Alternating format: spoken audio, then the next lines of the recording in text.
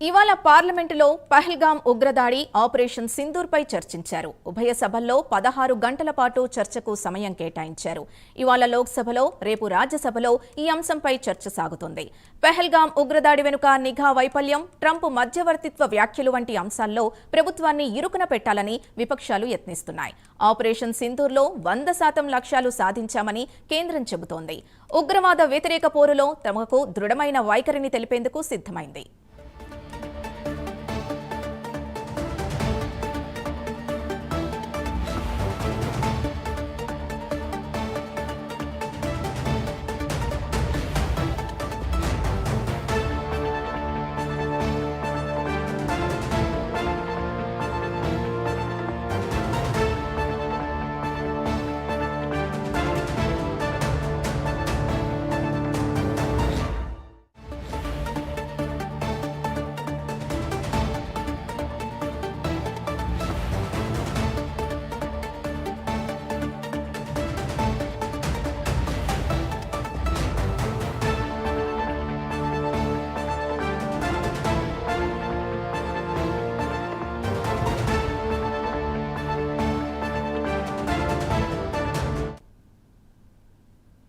నేటి నుంచి సభ సజావుగా సాగేందుకు అధికార విపక్షాలు ఒక ఒప్పందానికొచ్చాయి.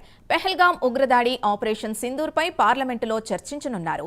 జాతీయ భద్రత, విదేశాంగ విధానానికి సంబంధించిన ఈ చర్చ వాడివేడిగా సాగనుంది.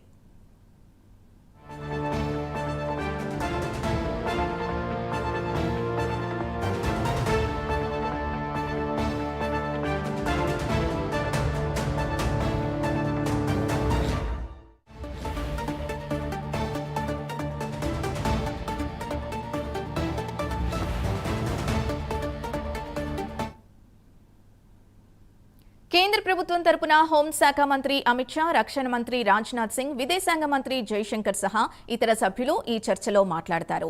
ప్రధాని నరేంద్ర మోదీ కూడా ఉగ్రవాదానికి వ్యతిరేకంగా తమ ప్రభుత్వ బలమైన వైఖరిని చెబుతారు.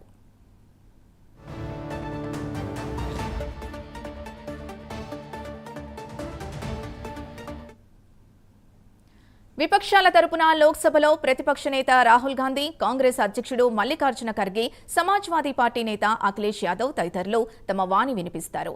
ఎంపీ శశి థరూర్ని ఈ అంశంపై మాట్లాడేందుకు కాంగ్రెస్ అవకాశం ఇస్తుందా లేదా అనేది ఉత్కంఠ నెలకొంది.